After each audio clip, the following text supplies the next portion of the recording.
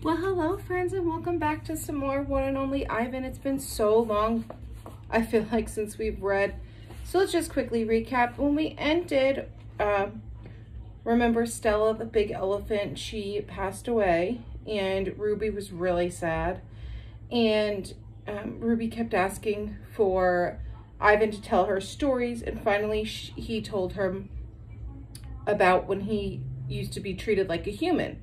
When Mac's family had him and they dressed him up like a baby and just treated him like a human.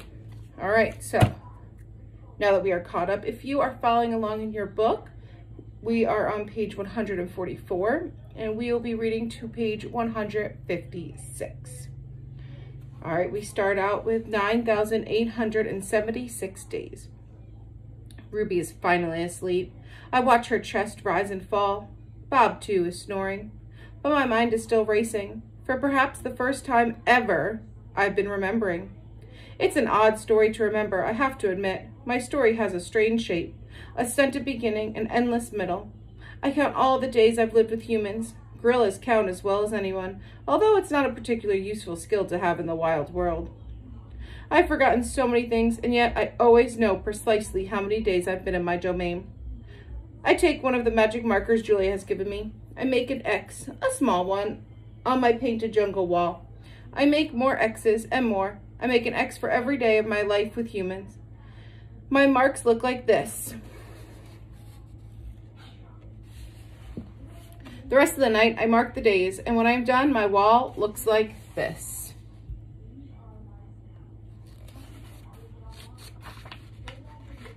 And so on until there are 9,876 X's marching across my wall like a parade of ugly insects. A visit. It's almost morning when I hear steps. It's Mac. He has a sharp smell. He weaves as he walks. He stands next to my domain. His eyes are red. He is staring out the window at an empty parking lot. Ivan, my man, he mumbles. Ivan, he presses his forehead against the glass. We've been through a lot, you and me. A new beginning. We don't see Mac for days.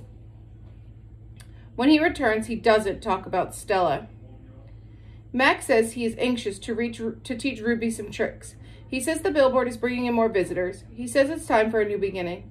All afternoon and into the evening, Mac works with Ruby. Ruby's feet are looped with ropes so that she cannot run. A heavy chain hangs off her neck. Mac shows her Stella's ball, her pedestal, her stool. He introduces her to Snickers. When Ruby obeys Max, he gives her a cube of sugar or a bit of dried apple. When she doesn't, he yells and kicks at the sawdust. When George and Julia arrive, Mac is still training Ruby. Julia sits on the bench and watches them. She draws a little, but mostly keeps her eyes on Ruby. Bob watches too. He's hiding in the corner of the domain under not tag. It's raining outside, and Bob does not like damp feet. Ruby trudges behind Mac, her head drooping. Endlessly they circle this ring. Sometimes Mac slaps her flank with his hand. Suddenly, Ruby jerks to a stop. Mac pulls the chain hard, but Ruby refuses to move. Come on, Ruby! Mac is almost pleading. What is your problem? She's exhausted, I say to myself. That's the problem. Mac groans. Ugh, idiot elephants. Idiot humans, Bob mutters. Walk, Ruby, I say, although I know she's too far away to hear me. Do what he says. Walk, Mac commands. Now! Ruby doesn't walk. She plops her rump on the sawdust floor. I think maybe she's tired, Julia says. Mac wipes his forehead with the back of his arms. Yeah, I know. We're all tired. He pushes Ruby with the heel of his boot. She ignores him. George looks over from the food court where he is wiping off tables. Mac, he yells, maybe you should call it a day. I'll close up. Mac yanks on Ruby's chain. She is as anchored as a tree trunk. He pulls harder and falls to his knees. That does it, Mac says. He brushes sawdust off his jeans. I am through playing around. Mac stomps off to his office. When he returns, he is carrying a long stick. The gleaming hook on its end is almost beautiful, like a silver moon. It's a claw stick. Mac pokes Ruby with the sharp end. Not hard, just a touch. I can tell he wants her to see how much it can hurt. I growl low in my throat. Ruby doesn't budge. She is a gray, unmoving boulder. She closes her eyes, and for a moment I wonder if she might have fallen asleep. I'm warning you, Max says. He breathes out. He stares at the ceiling. Ruby makes a huffing sound. Fine, Max says. You want to play it this way? He draws back the claw stick. No! Julia cries. I'm not going to hurt her, Max says. I just want to get her attention. Bob snarls. Max swings. The hook slices the air just a few inches above Ruby's head. See why you don't want to mess with me? Max says.